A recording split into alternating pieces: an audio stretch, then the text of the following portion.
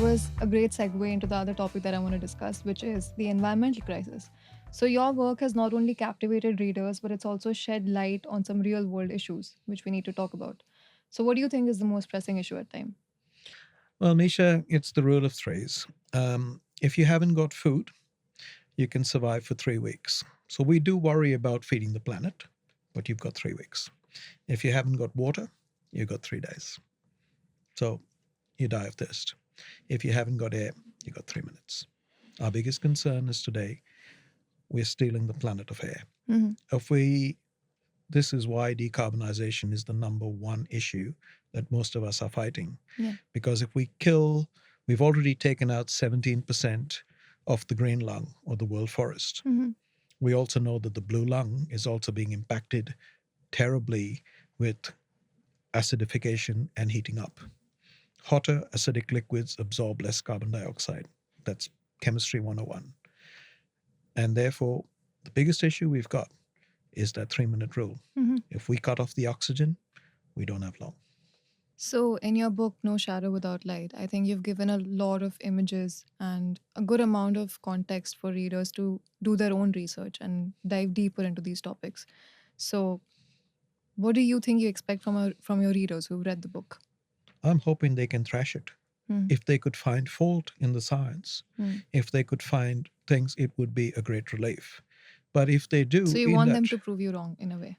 absolutely, absolutely. But if they do that, in that process, what we're going to do is educate people.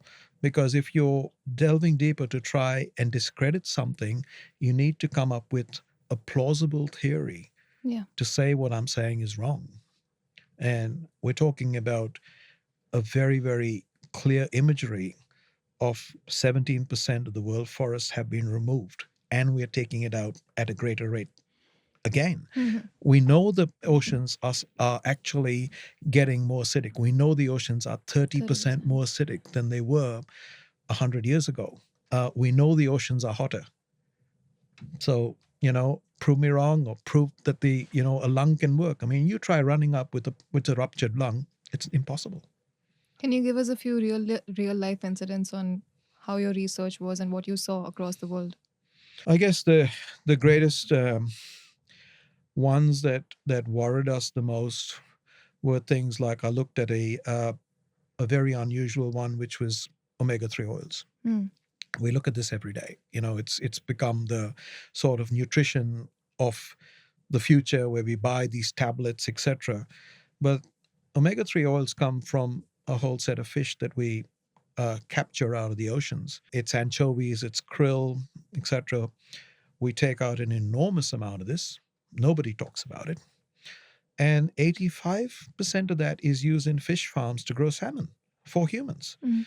So we are now taking out a food chain off the fish to feed fish to be put on tables of humans and things like that. So it's a very, very scary thing that we're doing a lot of things without doing the whole analysis of what it's actually doing for us. Mm.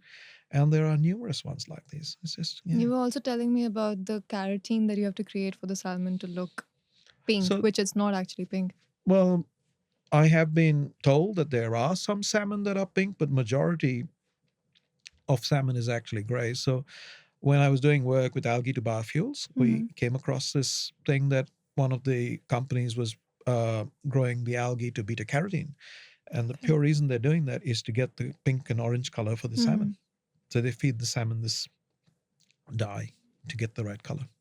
And how do you think that also degrades the quality of the fish that people eat while still making it more expensive? I don't know whether that's the problem. I Mm. think the problem is more basic. I mean, the first problem we've got is I mentioned earlier about this depopulation of the Mm. oceans Yeah. or all our species, Yeah. right? If we are taking out a very large amount of a particular part of the food chain, it must have an impact somewhere. Of course. Something And must feed on amphibian that. life, sorry, underwater life was the first life before amphibian life. So I think that's the chain that's going to follow, even for us. So this is a concern that's been raised just from one issue that we're facing is have we really looked at it? Mm. And today we've become the most efficient killer with electronetting, etc. Like our fishing techniques are so good. We really have done a depopulation to such a large degree that we don't even know if those fish stocks are sustainable in many areas. Yeah. So we have an island of Brazil. Mhm. It's the home to the golden lancehead viper. And it's called Snake Island because in the early 20s, there used to be humans, there were banana plantations, there was a lighthouse. And the golden lancehead viper one day worked its way into the lighthouse keeper's house and killed the people who lived there and ate them. How many people? There seems to be there was a family, Okay. okay, over time. Okay. The lancehead viper also ate all the rats, mice, terrestrial creatures. When it ran out of that, it morphed and became a more effective killer and went into the trees and started killing birds. Mm-hmm. Its venom got so powerful that they say that if the venom of the lancehead viper falls on human skin, it melts it. And that's simply because if you've got that many snakes, if you a snake killed a bird, it would fall down and another snake would take Yeah. it. So it had to die immediately. And it that's they say that a while back you could go on to Snake Island and you couldn't walk a step without seeing a snake on this massive island. Mm-hmm. Um, Once the snakes finished the birds that lived there, the birds got smarter to evade the snakes. It then just had these migratory birds, and ultimately the food ran out. It killed the food for the next generation, so it formed gangs and it started killing each other. And so Oh my God. So the the gene entire pool, island was now full of snakes. it was, and then it started ganged up and killed each other. And what it Bloodbath. did was it started to kill its own gene pool because it stuck with its own thing. And of course, in time, it now killed out its genetic, immunity Oh as my well. God. So they don't Today, exist anymore. no, they do.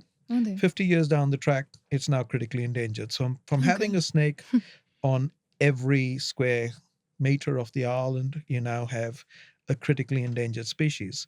And ours could be the story of the golden lancehead viper. It's exactly what we're doing. Yeah. We're killing out every other species. The rats and the mice are gone.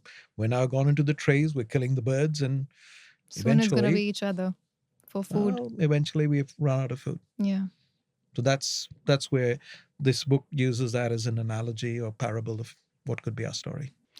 I mean, in my opinion, there's a lot of people from my generation, including myself, that are not sure about having kids simply for this reason that we don't know where the world is heading. And there's a lot of people who are very clear on the fact that, we're not having kids because the world's going to end pretty soon. And, so that's a pretty dark side to believe as well. So, what do you think is a good, a good middle point for us to start working with and make actual change?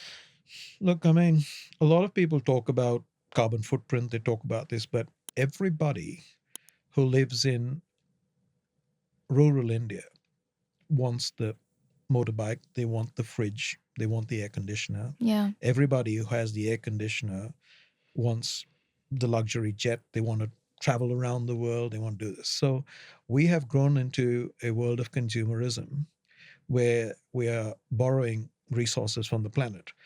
And effectively, if you keep doubling the population and doubling the consumption, Yeah. that something's got to give. For someone to win, someone has to lose. And our problem now is that we are consuming at a rate, and everybody who isn't consuming wants to consume. So, again, rule of threes: a third of the population is not on the grid. We Mm-hmm. know this. They're not connected to the electricity in the world. A third of the population just has that middle grade. And then there's a third which has everything. But the people who haven't got on the grid want to get onto the Mm-hmm. grid. So it means we got a bigger carbon footprint from there. Right. The people are happy. It's just a vicious circle. We have to be able to balance out what do we have and how do we share it. And also, how do we reshift our priorities to help the planet rather than just the old learnings that we've been taught is to, grow up, get married, have kids, create a living for them, and just go into a bubble of ignorance basically to what is actually happening to the rest of the world. So I think that's a good place to start thinking. Well, the other side to think about too is that you are, as I mentioned earlier, this whole issue with global, we talked about cutting off the oxygen. Mm. And one of the biggest issues that we face today is the ice caps melting. Mm. And that's simply because when the ice caps are melting, they're actually stopping the Gulf Stream from sinking. Yeah. And we know this. So the Gulf Stream, which is the pulmonary artery of our planet, actually drops between Denmark and Greenland. Mm-hmm. And the water that flows there, which is in this book as well, the second book, Mm-hmm. is if you add all the rivers in the world together, the Ganga, the Nile, the Amazon, every single river and lake in the world, that entire flow goes through in about 3 days or 4 days or something like that. Every time, that's what drops down. And that's already slowed down by 15%, which means we have a problem. If you can think of your heart pumping 15% less blood, you've got a serious problem. We know that's already happened. Another thing that I would like to touch on is the fast fashion industry and the fake designer good industry, which you also touch on in your third book, Dogboy V Catfish, which is not a sequel, not a subsequent to your previous books, but a completely different genre, a psychological thriller. So, do you want to keep this as a part of your writings to bring real life topics and real life issues into all of your books? Well, I mean, Dogboy V Catfish was completely a different story. It was written to be commercial. Mm-hmm.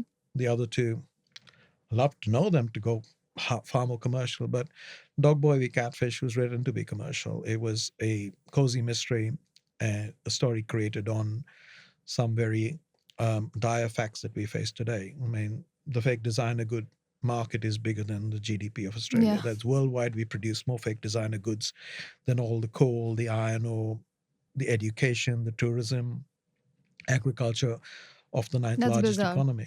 Yeah. That's bizarre. Yeah. And I just thought it would be a great plot to create that But why do as you think that is? Where do you think we're going wrong? Is it the influencers? Is it the Kardashians? That are kind of.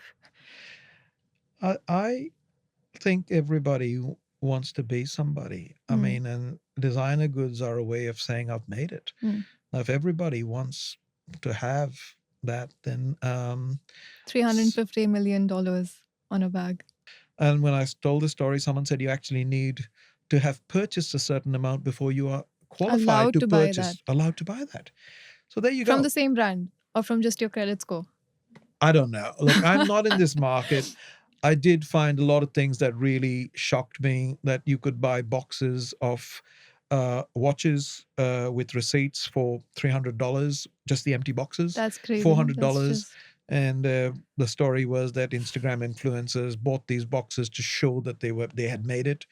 But it's where our priorities are. If there's a whole terminology. There's a terminology called mastige, which is the mass production of prestige items. So there you go, Hmm. and it's got a whole. This is the first time I'm hearing that. There's an Mastige. organization called React, which actually looks into this of the counterfeiting of things.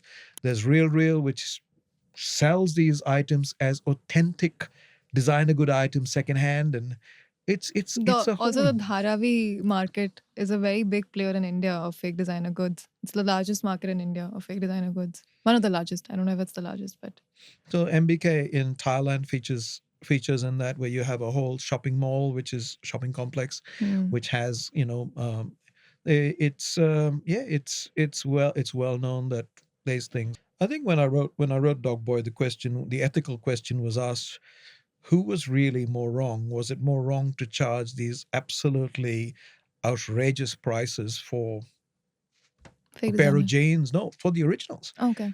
Was it actually a thing, or was it more wrong to counterfeit it so it became accessible to other people who wanted to Yeah. mimic this? Yeah. So To I mimic don't it know. and to create a living out of it in a way. So I think what I was saying is that there is a very large fake designer good market.